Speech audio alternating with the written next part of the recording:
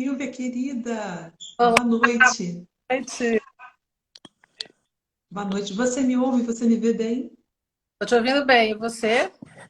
Sim, ouço sim. Talvez você possa abaixar um pouco. Você está usando fone de ouvido? Eu não tô, eu tenho fone aqui, mas toda vez que eu uso, as pessoas pedem para eu tirar. É porque sua voz é forte, estou vendo. Pode Tem abaixar um pouquinho o volume, um para pouquinho não mais. fazer o som não estourar. Veja como, vamos ver como vai ficar. Veja se tá bom assim. Melhorou? É, ele não está estourando tanto. Então tá bom. Bem-vinda, Silvia.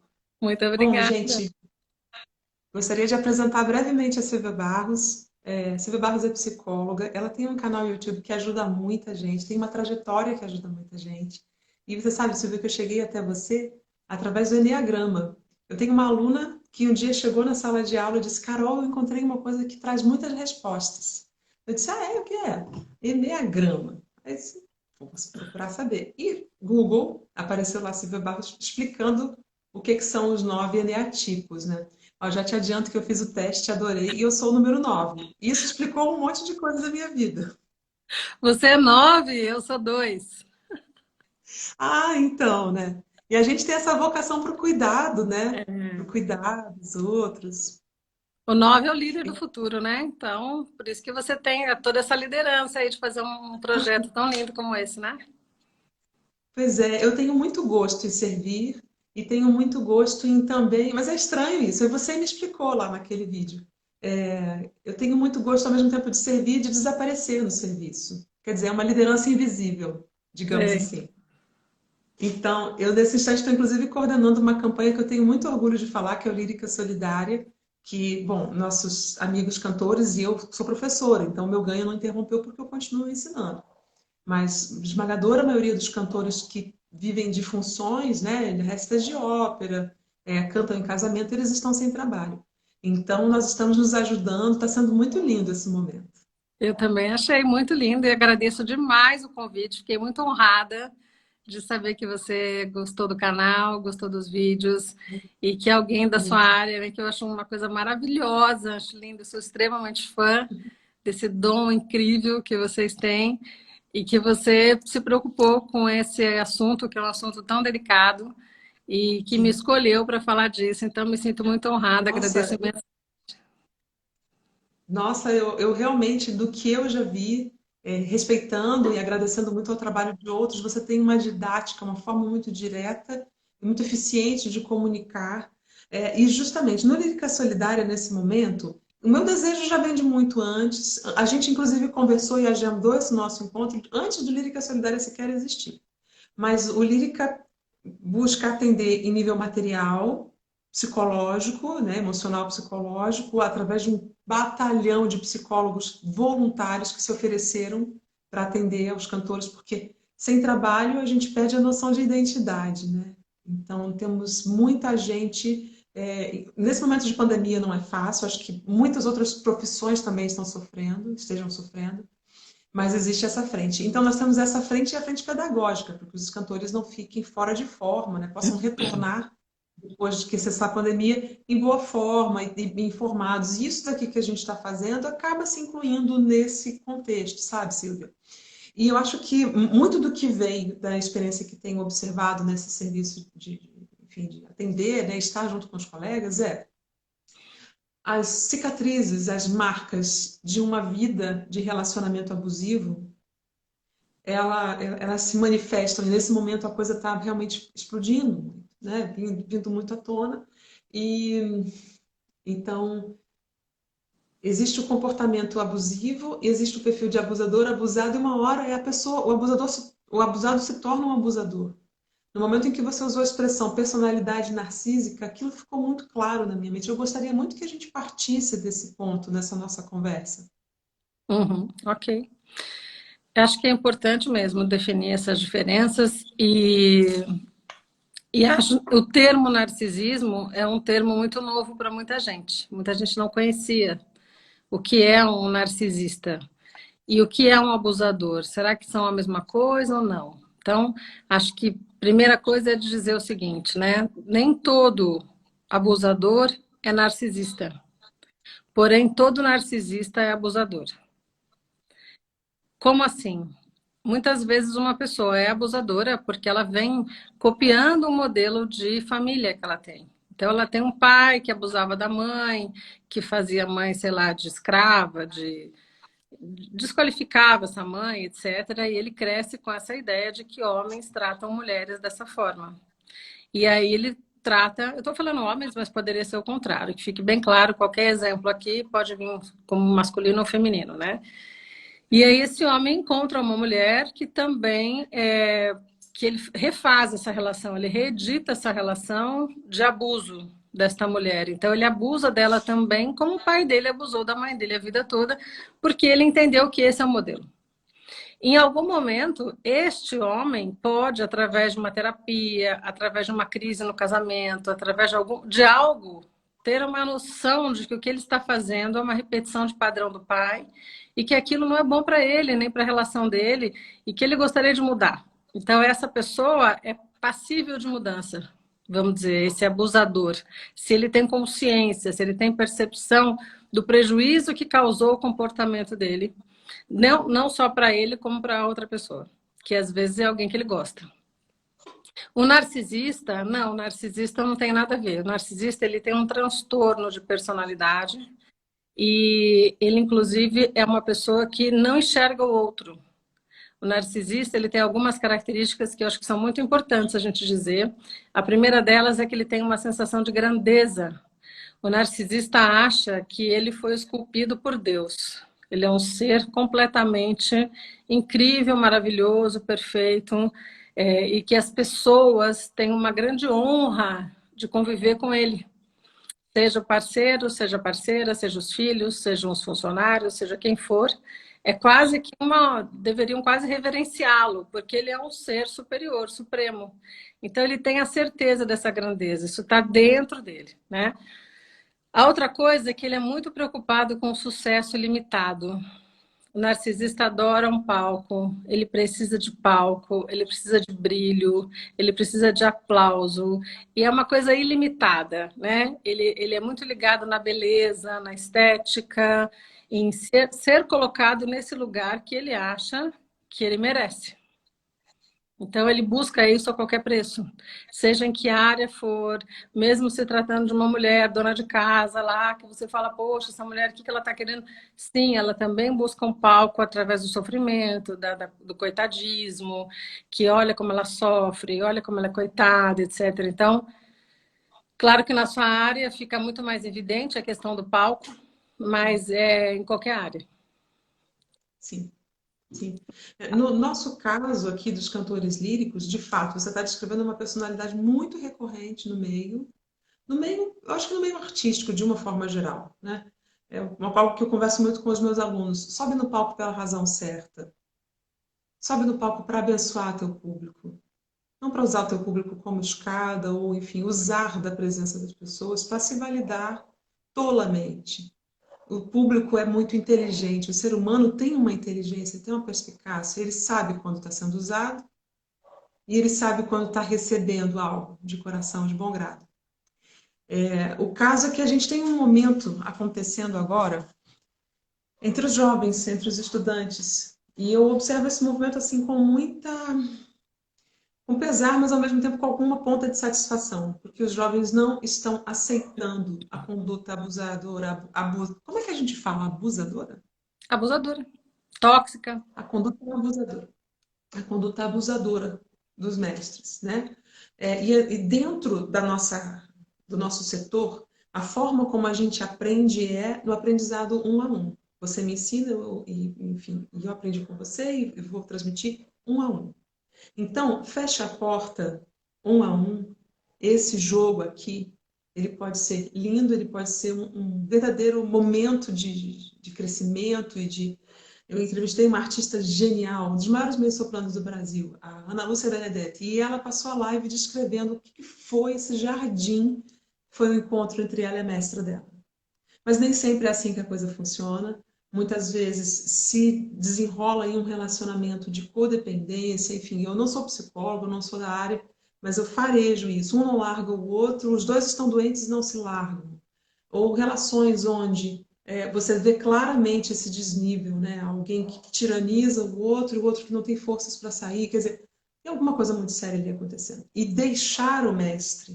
Porque às vezes esse cantor não está tendo um desenvolvimento apropriado, esse instrumentista, e ele não consegue deixar o mestre, porque ele não consegue romper esse laço. E o mestre também tem ciúme, não deixa que esse estudante prossiga, né? Vá buscar o conhecimento em outros lugares, porque ele quer possuir esse jovem.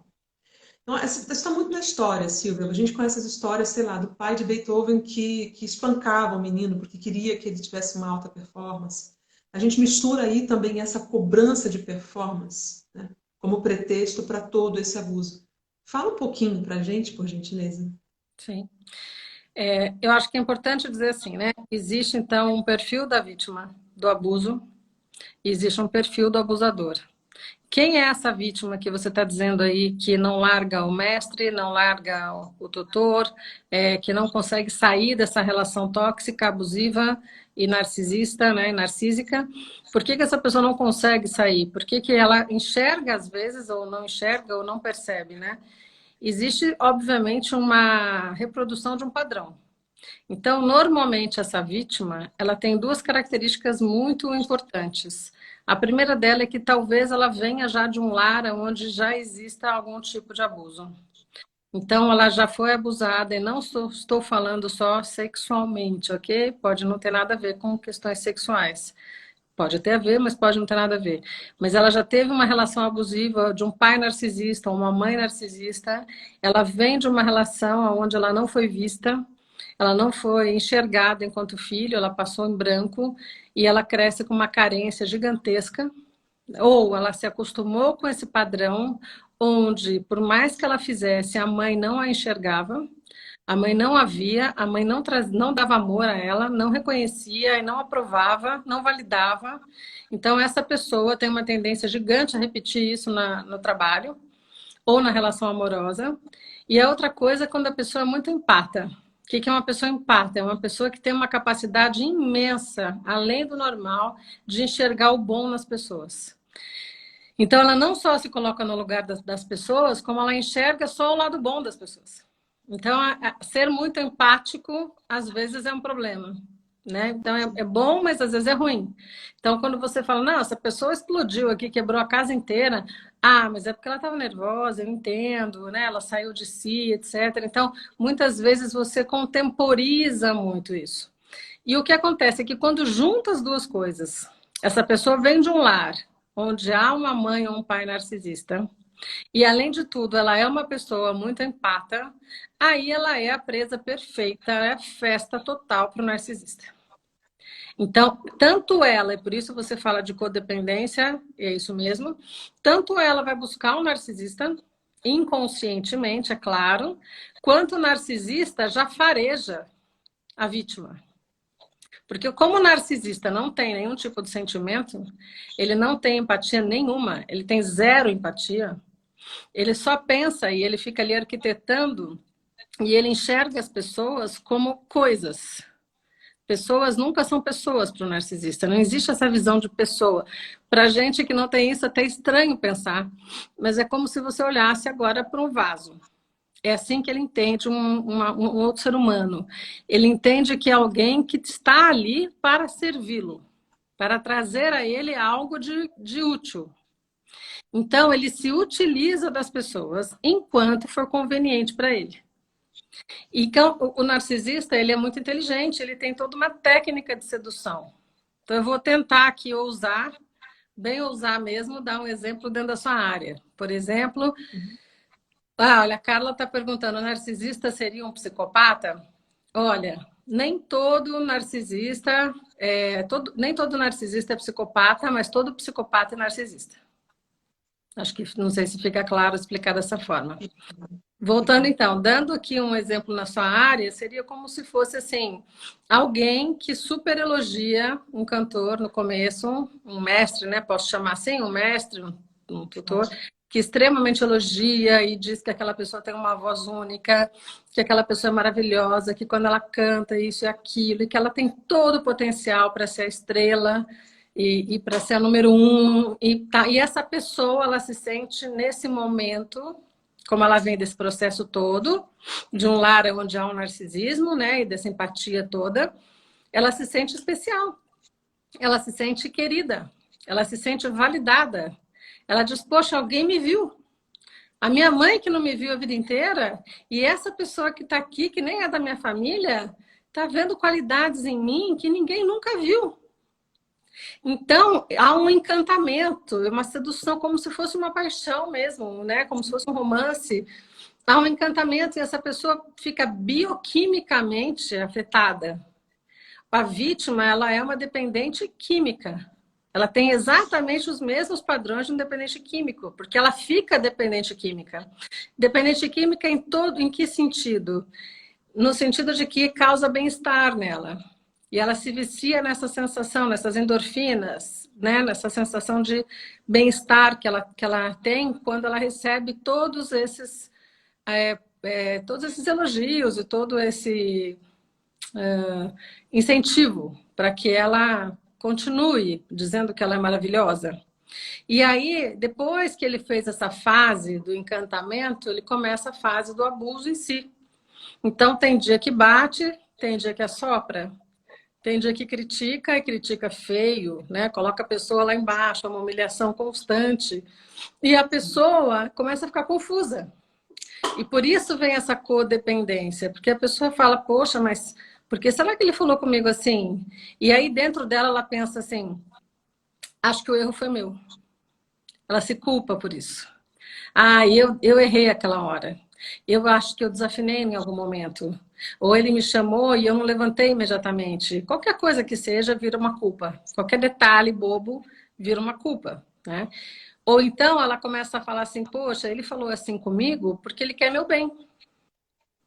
No fundo, ele... Hã? Afinal, eu estou aqui em confiança, trazendo para o contexto do artista, né? Afinal, eu estou aqui em confiança a ele, ele vai me desenvolver, vai me dar o meu ofício, vai me fazer desenvolver a alma e ainda vai me dar o ofício.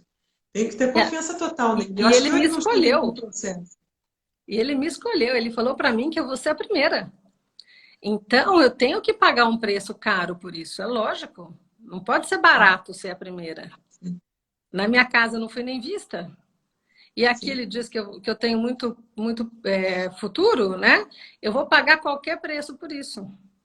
Que é a mesma coisa que acontece com a criança, filha de uma mãe narcisista, que paga qualquer preço para que essa mãe a veja. A criança fica ali implorando a vida inteira e às vezes não cresce. São pessoas que crescem, mas não crescem emocionalmente, porque ficam esperando essa aprovação e esse olhar da mãe a vida inteira. Então, são pessoas que não tomam a vida. E agora, falando de uma visão mais sistêmica, são pessoas que não tomam a vida, que não ganham dinheiro, não sabem fazer da sua vida uma vida rentável. São pessoas que não têm relações amorosas saudáveis, normalmente relações amorosas que também reproduzem o papel narcisista, vítima e abusador. E que são pessoas que no trabalho também vão encontrar um abusador. E às vezes o abusador não é o chefe, às vezes o abusador é o colega. O Uhum. colega também Sim, pode ser um narcisista abusador, que só te sim, critica, que só fala que você não foi tão bem assim, que o fulano é melhor que nossa, você. Deve ter isso é muito isso típico. também, né? E sim, isso existe. Isso existe. Existem crenças que se formam, né, níticas em torno daquele cantor ou daquele outro. Você vê, fulano tem aquele traço, olha lá, ele é um desequilibrado. E você chega perto da pessoa, não tem nada daquilo. É uma mítica que se cria para invalidar, né, para neutralizar aquela pessoa e tirá-la colocar como carta fora do baralho. Isso existe muito, isso existe nos ambientes, suponho que os corporativos, mas no ambiente de teatro, sim.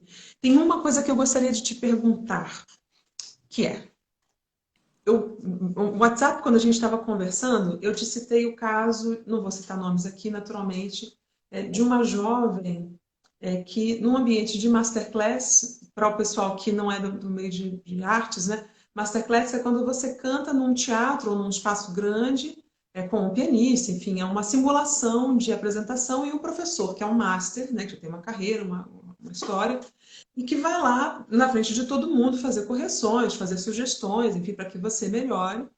E o estresse é muito alto, né? trazer o seu trabalho e o professor ainda fazer essas correções, não é um empenho emocional é muito grande que a gente tem. Aconteceu um episódio que ele é um exemplo entre milhares, tá? Eu não estou dizendo que esse é o único caso, Silvia. Esse é um caso muito recorrente, onde a professora disse: olha aí, você não tem força, você é fraca, é, é, você não é nada. E começou a, enfim, acabar com a menina. Tá vendo como você é fraca? E deu um empurrão nela, ela tomou um tombo, quebrou o braço, quebrou o pulso. Ela caiu errado e caiu errado em todos os sentidos. Foi uma situação muito traumática. Claro, os jovens colegas que estavam presentes vieram me contar. Foi uma coisa que a união dos cantores, né? A rádio cantor funciona, né? Então, uma coisa que acontece lá no Pernambuco, você fica sabendo aqui, porque isso acontece mesmo, né? E essa história, infelizmente, chegou aos meus ouvidos através dos jovens aqui do meu estúdio. Eu fiquei muito entristecida com aquilo e eu fiquei entristecida também com o que se passou depois, que foi a instituição não assumiu responsabilidade, não se interessou pelo caso da jovem, e no frigir dos ovos, essa jovem ainda acabou sendo expulsa, porque ela entrou em descompensação, a instituição não entendeu que tinha alguma coisa acontecendo ali, e uma bela hora a própria instituição se livrou da menina. Então, a pergunta que eu te faço é, Silvia querida, quando existe toda uma instituição que dá espaço para o abusador, enaltece o abusador e enxerga como fraco, enfim, como um perdedor, essa pessoa que sofreu abuso, como é que a gente lida com isso? Bom, acho que primeiro toda a instituição está doente, né? A visão dessa instituição é doente. Acho que toda a história, pelo menos quando a gente fala instituição, talvez a gente esteja aumentando muito, né? Certamente existem pessoas que decidem e delegam sobre isso, mas obviamente essas pessoas, elas compactuam com esse padrão. E não podemos deixar de citar que o narcisista, ele é muito inteligente. Então, o que acontece é que ele vai angariando o que a gente chama de macacos voadores, que são Macacos as pessoas. voadores? O narcisista, por exemplo, ele vai dizendo para as outras pessoas ao longo do tempo, por exemplo, assim, ó, vamos dizer essa pessoa que você citou, vamos chamar essa pessoa de Maria, né? Então ele vai dizendo assim: nossa, eu faço tudo pela Maria. Eu fico lá dando aula para Maria até não sei que horas. A Maria me chama no WhatsApp não sei quantas vezes, mas eu não sei o que acontece com a Maria que ela não aprende. E ele vai dizendo para várias pessoas coisas sobre a Maria, mas não com raiva, não para, evidentemente, difamar. Mas ele vai arrumando com isso adeptos. Ele vai fazendo isso sempre. Ele vai fazer, isso é uma prática do narcisista, especialmente do narcisista oculto, que é o narcisista que não é o perverso, que é o narcisista que é aquele que faz de coitado. Então, o que acontece é que ele vai fazendo um exército de macacos voadores. E o dia que acontece alguma coisa que ele realmente se rebela contra a vítima, ele tem um exército para apoiá-lo. Que foi mais ou menos o que talvez tenha acontecido ali. Isso é uma das coisas. A outra coisa é o seguinte: o narcisista, ele não suporta que ninguém brilhe mais do que ele. Ele não suporta a ideia, nunca um narcisista vai ficar feliz que um pupilo se sobressaia mais do que ele se sobressaiu na vida. Isso não existe, isso não é possível, isso não é cabível, isso não existe. Nunca um narcisista vai se realizar pela realização de um aluno, mesmo dizendo assim, puxa, fui eu que ajudei esse aluno a chegar onde ele chegou. Ah, que legal, né? Que seria um normal, um orgulho, uma coisa bacana, uma coisa que te invade, né? De pensar, puxa, que lindo isso, né? Isso esquece, isso não existe no narcisista. Então, se o aluno for melhor que ele, aí esse aluno tá ferrado. Tá ferrado. Porque aí, e ainda mais, se esse aluno for alguém que vem de um padrão narcisista, que não tem bordas, e acho que é muito importante a gente falar de bordas, né? Que quando a gente for falar de como sair disso, né? Se esse aluno não tem bordas, por exemplo, se essa aluna não fosse expulsa e ela continuasse ali, ela estaria atestando que ela vem de um padrão, com certeza, narcisista. Porque ela ia continuar ali com aquela mulher que fez aquilo com ela, que é uma coisa incabível, e se bobeasse, ela ainda ia se culpar. Então, o que Sim. aconteceu com essa mulher é que essa mulher teve um ataque de ódio, de raiva. Ela quis diminuir a moça porque ela se sentiu ameaçada pela moça. E ninguém pode ameaçar um narcisista, porque como ele é esculpido por Deus, ele é obra-prima em pessoa, como alguém pode ousar se sobressair mais do que ele? Não existe isso. Então ele usa toda a força dele, todo o ódio dele, e ele acaba com a pessoa e as ofensas, as agressões, o surto é absurdo. É absurdo, ele entra num surto mesmo, ele destrói, ele sabe muito bem como ofender a pessoa, ele sabe muito bem como pegar no ponto fraco da pessoa, ele vai podando a mesma pessoa que um dia ele colocou lá em cima, ele coloca lá embaixo, no porão, né? De toda a sensação de humilhação, de pequenez, etc. E aí é muito complicado, porque como é uma codependência, também é muito comum, digamos, que ela ficasse, que essa pessoa daqui 2, 3 dias falasse assim, olha, você sabe que você fez por onde merecer, né? Você Nossa. sabe disso. Sim. Você sabe disso. Vou nem te falar. Então vamos lá, bola para frente, porque eu tô aqui para te ajudar. Eu gosto muito de você, você é muito especial para mim, eu continuo apostando em você. E aí a pessoa se enche de novo e fala assim: "Ah, foi um momento dela, o dele, sei lá, estava descompensada. No fundo ela quis me ajudar, tá vendo? Olha eu, sou ingrata, pensei coisas horríveis sobre essa pessoa nem merecia. No fundo ela é uma mãe para mim, porque ela me vê. Minha mãe não me via e ela me vê. Então, se ela me vê, eu pago qualquer preço para ficar aqui. E aí existem 3 tipos, quando a gente fala em termos de mãe, eu vou fazer um paralelo porque nós estamos falando de trabalho, mas é só para ficar claro que existem 3 tipos de vítimas, né? E a gente diz assim, quando a mãe é narcisista, né? A gente tem o filho dourado, a gente tem o filho bode expiatório e tem o filho invisível. No caso do trabalho é a mesma coisa. Então vai ter o aluno dourado, que é o aluno que ele vai falar que é maravilhoso, que é incrível, que não tem, mas não pode ser melhor que ele, que fique claro. Mas que assim, é muito bom, tal, tal, tal. Esse filho dourado vai ser esse que você disse que fica igualzinho a ele. Porque esse Sim. filho dourado, ele se sente especial. Então ele entende que ele tem que ser igual ao mestre. Em todos os sentidos. Então ele também se torna um narcisista, um tóxico, um abusador. Aí o bode expiatório é aquele que é culpado por tudo. Tem que pagar a conta é grande, ele sempre errou, ele nunca fez o suficiente, nada que ele faça vai estar bom, ele sempre vai ser incompetente, ele vai ficar lutando a vida inteira para ganhar um elogio, ele não vai ganhar um elogio nunca.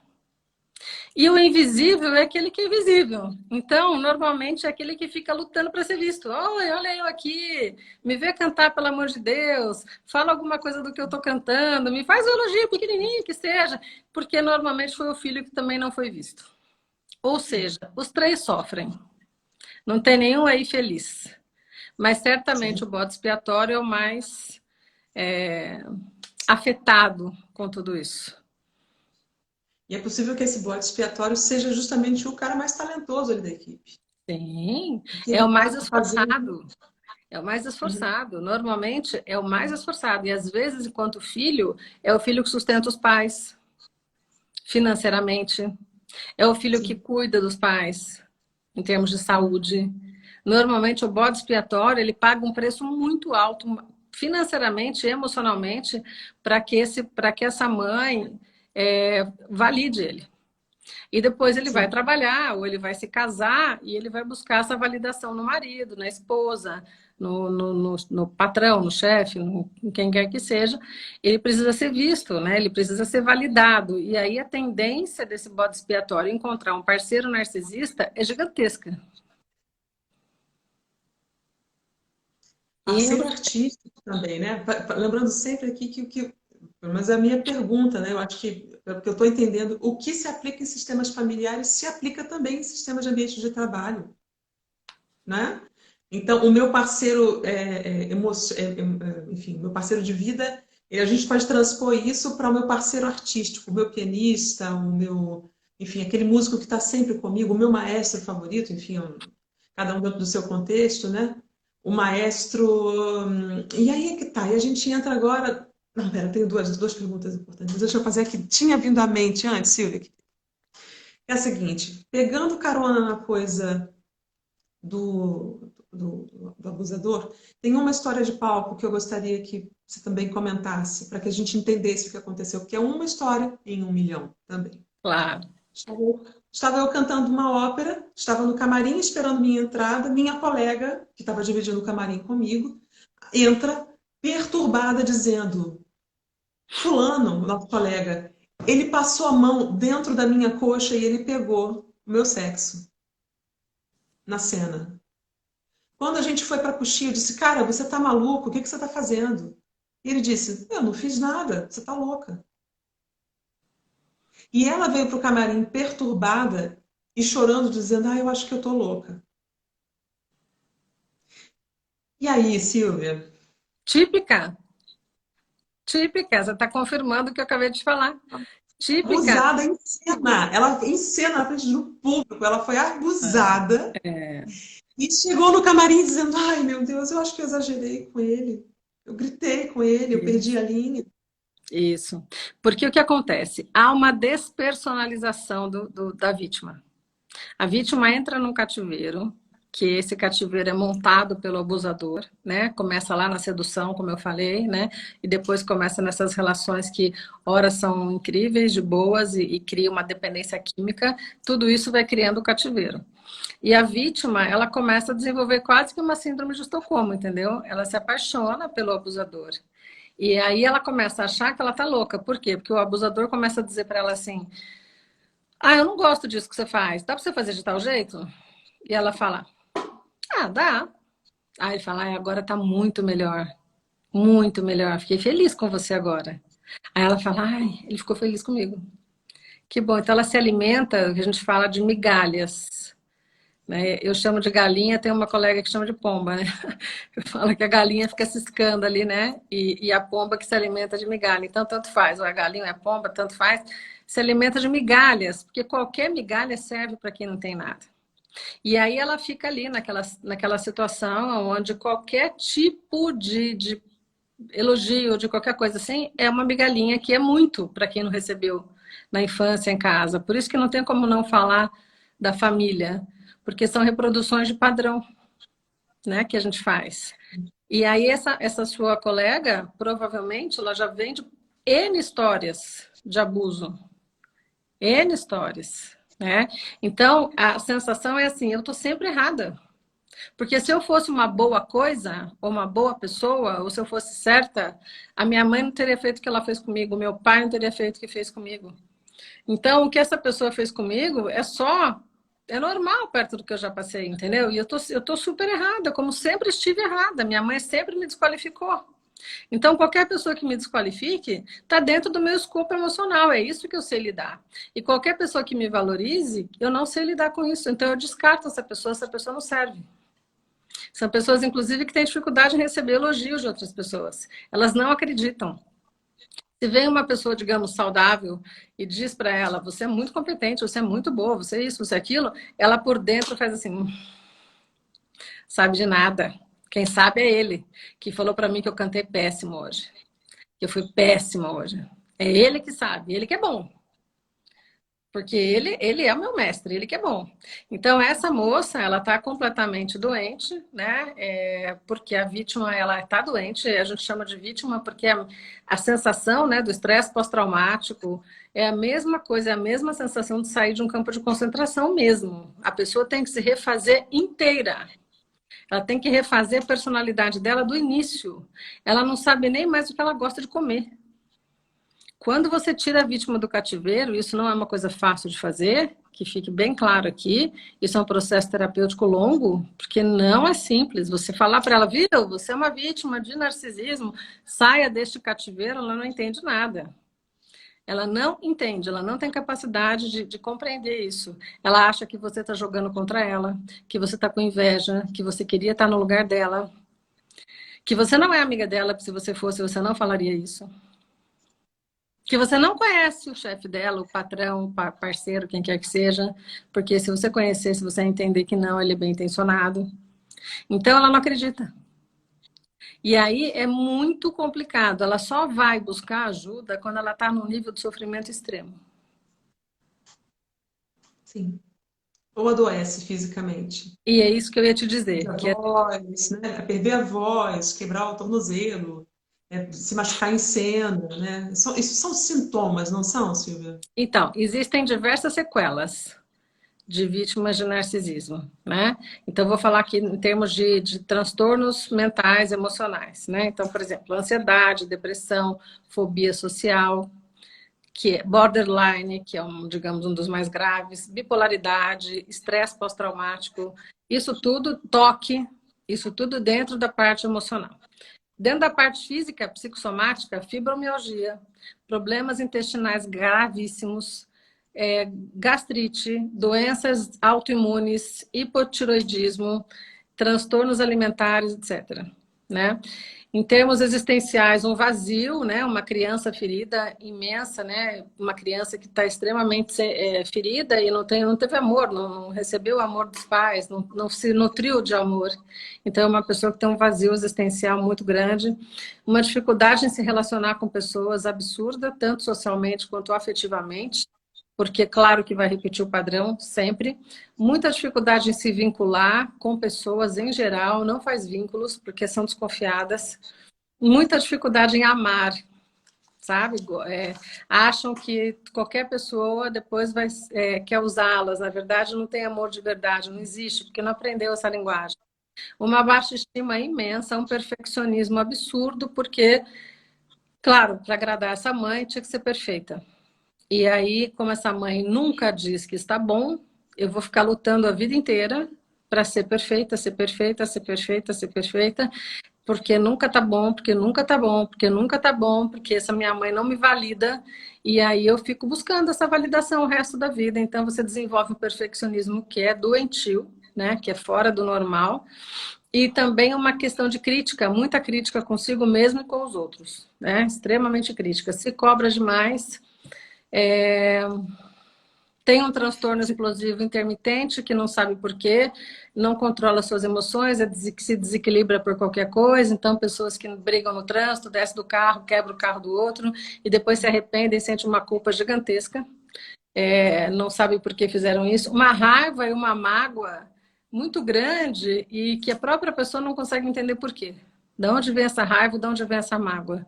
Na realidade, vem da mãe, mas ela não quer aceitar que ela tem raiva da mãe, que ela tem mágoa da mãe. Então, assim, os filhos, eles têm muita dificuldade em ter raiva dos pais. Então, o que eles fazem? Eles acabam tendo raiva de si mesmos. Isso é muito comum, isso é muito sistêmico, né? Se sabotam, né? Então, quando as coisas começam a dar certo, eles se sabotam. Por que eles se sabotam? Porque não pode dar certo. Se para minha mãe eu nunca fui bem, nunca fui bom, como que eu vou dar certo na vida? Eu tenho que ser fiel àquilo que minha mãe falou de mim, que eu era incompetente, que eu era insuficiente, que eu era burro, né? Que eu nunca ia dar certo na vida, que eu nunca ia ganhar dinheiro, que eu fiz uma profissão de merda, que nunca vai me dar dinheiro. Então, aquilo tudo entrou na sua mente e você começa a ter uma vida e, de repente, a sua vida começa a dar certo e vem oportunidades e tudo. Você mesmo, se auto-sabota e volta tudo para trás. Como se você subisse uma montanha e escorregasse. Subisse a montanha e escorregasse, né? Um pessimismo muito grande e uma tendência a excessos em geral, compulsões e tal. Isso só para começar. O que pode acontecer com uma vítima de narcisismo? Nossa, você fala numa profissão onde o perfeccionismo é a primeira competência, capacidade de resiliência, de trabalhar, trabalhar, trabalhar, trabalhar, com perfeccionismo, ouvir a crítica e sem se abalar, porque a gente ouve muita crítica e crítica muito severa. Na realidade, a gente está falando de profissões ou de um setor que engloba profissões que exigem como pré-requisito o cara ter um contexto de ser É isso. Infelizmente, Diretamente. a E tua aí esse área bichinho favorece muito essa galera, né? Se você for pegar assim, olha, muito, na sim. política, os grandes políticos são a maioria, né? A gente tem agora um governador narcisista master, né?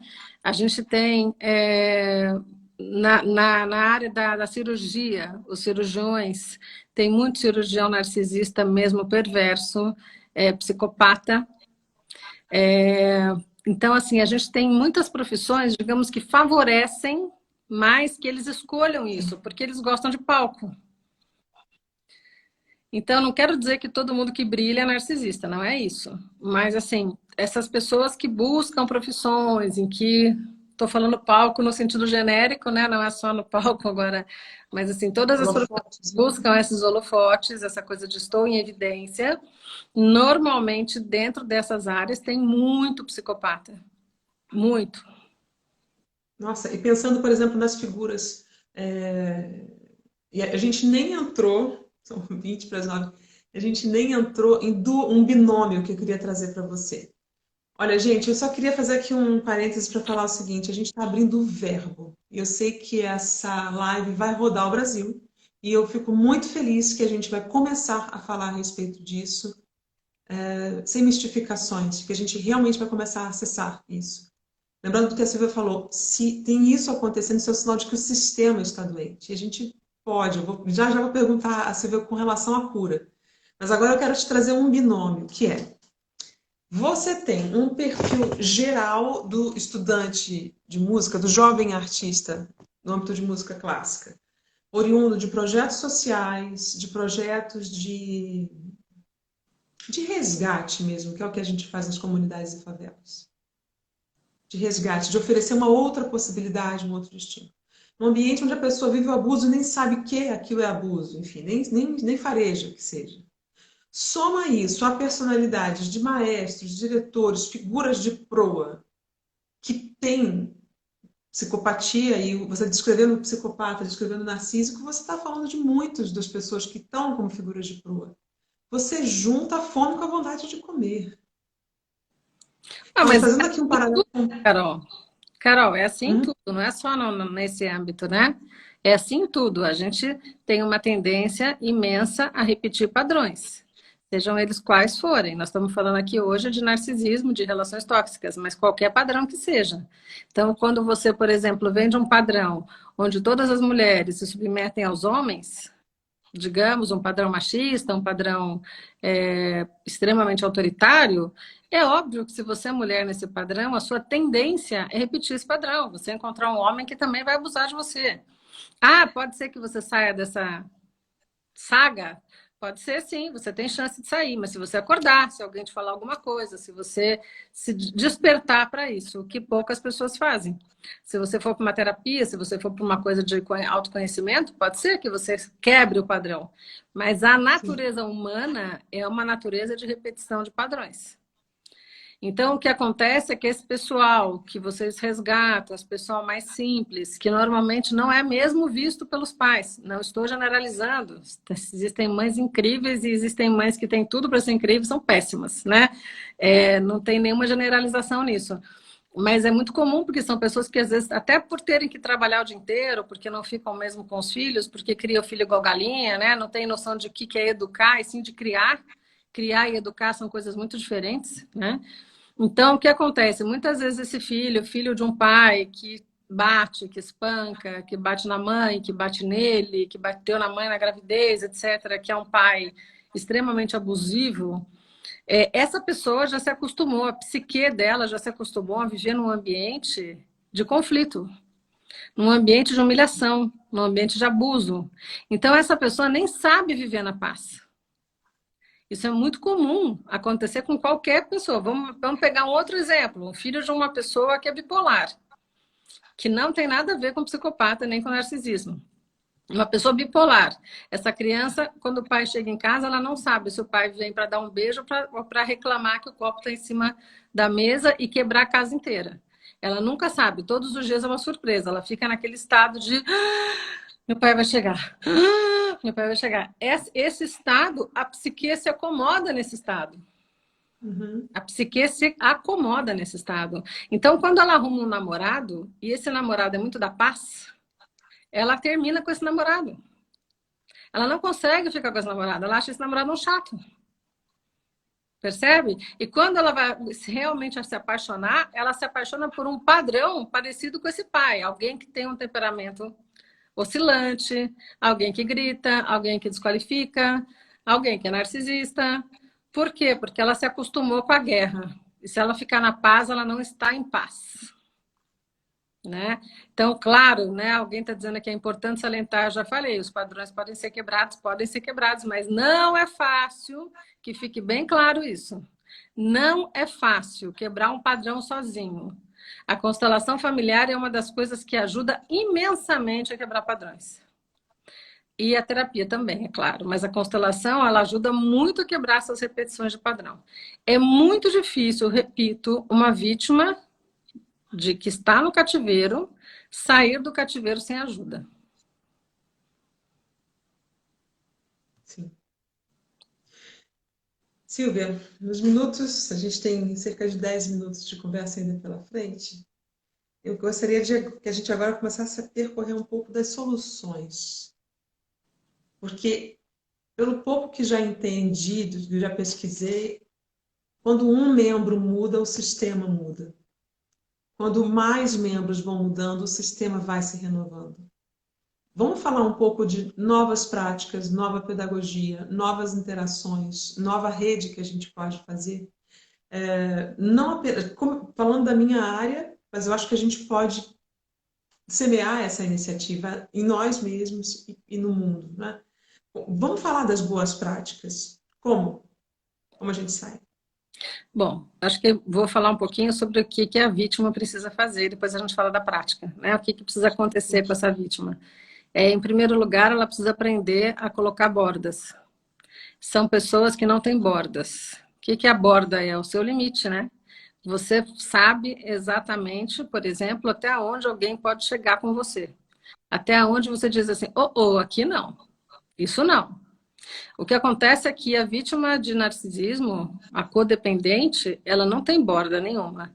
Então, ela não sabe o que é bom, o que é ruim, o que é certo, o que é errado, o que é abuso, o que não é abuso, o que é grosseria, o que não é grosseria, o que é violência, o que não é violência, o que é normal, o que não é normal. Então, ela não tem bordas, ela não tem claro para ela até onde o outro pode chegar com ela. Então, a primeira coisa que ela precisa aprender é desenvolver essas bordas, né? A outra coisa é que ela precisa desenvolver uma autoestima, que não é fácil, não, a gente acha simples, não é nada simples, porque ela precisa desenvolver esse auto-amor e essa auto-maternagem. Então, tudo que ela esperava receber dessa mãe ou desse pai, ela tem que aprender a se dar. Ela tem que aprender a se maternar, a se amar, a se cuidar. É um processo que não é rápido, ele é longo, né? Mas ele é muito possível, sim, fazer e muito necessário. Ele pode ser confundido com consumismo e hábitos de consumo, Silvia? O que você Essa diz? coisa de você... Quando você fala do autocuidado, da automaternagem, eu fico pensando no padrão feminino de dizer, tô triste, mas eu vou comprar esse brinquinho aqui para mim. Isso daí tem a ver com o vazio, né? Como é que as pessoas preenchem o vazio? Tem gente que preenche com drogas, tem gente que preenche com sexo, tem gente que preenche com compras, tem gente que preenche com comida. Então, assim, isso não enche o vazio de ninguém. A Isso gente não só é preenche o vazio com a automaternagem. gente mesmo, né? Isso não é uma automaternagem. Onde é que Não, está a automaternagem? a automaternagem tem a ver com o amor que eu direciono para mim. É eu gostar do ser humano que eu sou, é eu não me vitimizar porque eu nasci numa família disfuncional. É eu entender que isso não foi uma escolha minha, no entanto, ninguém nasce na família errada, sistemicamente falando. E que essa mãe, que é muito provavelmente uma narcisista, ela também teve questões atrás dela que fizeram com que ela fosse assim. E que não cabe a um filho julgar uma mãe, porque quando você julga sua mãe ou seu pai, você atrasa a sua vida gigantemente. Então, você não precisa falar, eu vou amar uma mãe que judiou de mim. Eu acho que realmente é muito difícil, porque como é que você vai dizer para um filho de narcisista, ame a sua mãe? Alguns conseguem, mas não é fácil. Então, acho que não é legal, não é essa fala, mas é assim, reconheça que a sua vida veio dela, mãe, dessa mãe, né? E se você conseguir ser grato a esta vida que veio através desta mulher, que é uma mulher que não sabe amar, que ela não sabe, isso não é pessoal com você, ela não sabe amar ninguém, ela não tem essa capacidade. Então, quando eu entendo isso, eu paro de cobrar que venha amor dessa mãe. Ela não vai vir esse amor, não vai vir esse amor nunca. Então, quando eu paro de cobrar, eu paro de esperar. Eu paro de ter expectativa que venha esse amor. E quando eu paro de ter expectativa, eu entendo que agora é comigo. Eu é que preciso aprender a me dar aquilo que eu quero tanto, que eu queria tanto receber da minha mãe, que não tem como me dar. E eu me satisfaço com um grande presente que ela me deu, que foi a vida, que é algo que eu nunca vou poder retribuir. Eu não posso retribuir a vida à minha mãe.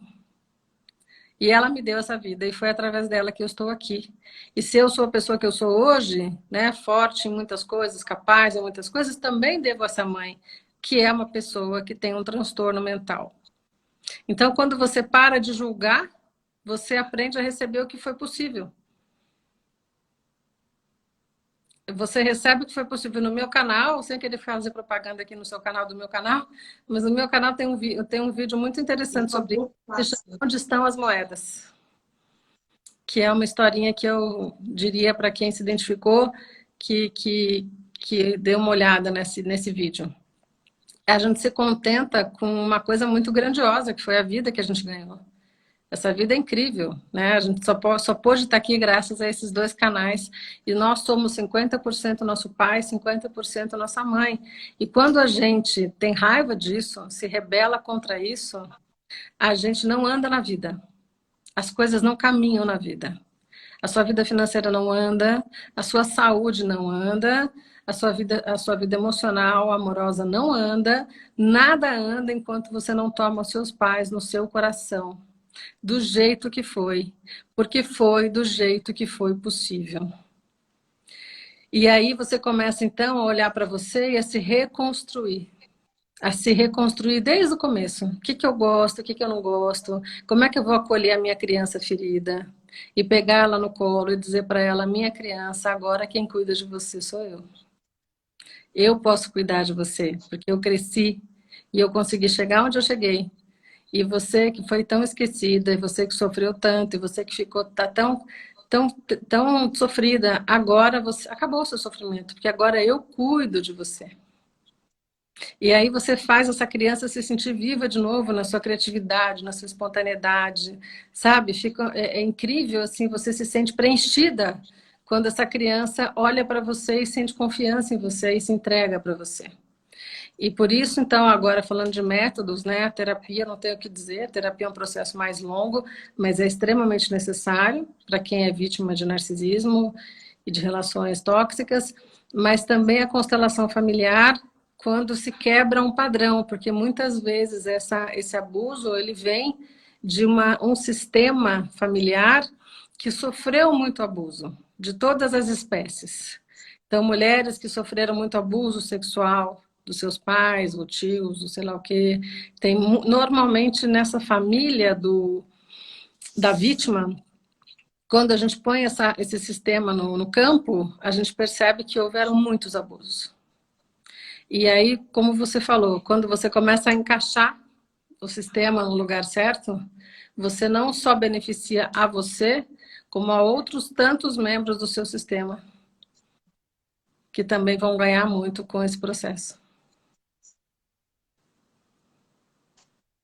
Silvia, querida, muito obrigada. Muito obrigada. Olha, eu espero que essa live, esse nosso encontro, reverdere. Eu te agradeço porque você falou muito de mim, da história da minha vida, das razões que me levaram à arte, das razões que me levaram à música, mas também falou do meu processo de ressignificação, de encontro, de automaternagem. Você falou muito contou um certo arco aí que eu mesma vivi. Vivi debaixo de dor, viu? Não foi um caminho simples, porque eu fui de forma autodidata encontrando. Mas eu acho que a alma também tem uma sabedoria própria e ela vai. Ela Sim, vai em busca das respostas, né? sim. A gente tem que ser um buscador, né? Você tem que ser um buscador na vida, sempre. Alguém perguntou sobre se deve se isolar do narcisista. O contato zero, sim. Tem que ter aí, eu acho que é uma outra live, mas sim. Sim. Aliás, vamos marcar mais umas? Vamos, vamos sim. Gratidão enorme é o que eu sinto nesse instante, viu? Muito obrigada a você, Silvia, pela generosidade de compartilhar sua experiência, né? A sua vida como você abriu aqui também a sua clínica, né? Nos deu aqui a chance de se vislumbre do trabalho lindo que você faz. E agradeço a você, agradeço as circunstâncias para que a gente está aqui, né, ter esse tempo, e agradeço a escuta de todo mundo que esteve com a gente. Lembrando que esse arquivo vai virar podcast para você escutar, mesmo que esteja lá fazendo sua limpeza, lavando sua louça, bota para escutar. A gente vai colocar esse vídeo para ajudar em outras redes. Por favor, compartilhe. Traga dúvidas para a Silvia, né? Eu acho que mais para você. Eu estou aberta para te encaminhar coisas, né? Mas eu acho que esse espaço para você, para que você realmente, para que a gente comece um contato, a gente comece uma fala efetiva. Muito Claro, obrigada. então, e Muito espero ter obrigada. contribuído um pouco para o seu público, Muito, que tenha sido muito, bom. muito E eu obrigada. sei que é um tema muito impactante, muito duro, mas a gente tem que olhar para ele, não tem jeito, né? Tem sim. E te convido aqui, caso você tenha desejo de disponibilidade, para voltar. E a gente pode fazer. Porque há perguntas que ficaram por aqui e a gente pode desenvolver, a gente pode abrir outros momentos. Tá ótimo, Carol. Te agradeço. Gratidão pelo convite, viu? Gostei demais. Muito Eu obrigada. também. Obrigada a todo mundo que Tudo. esteve aqui com a gente até agora também. Um grande final de sábado e um ótimo fim de semana. Um beijo, gente. Tchau, tchau. Tchau.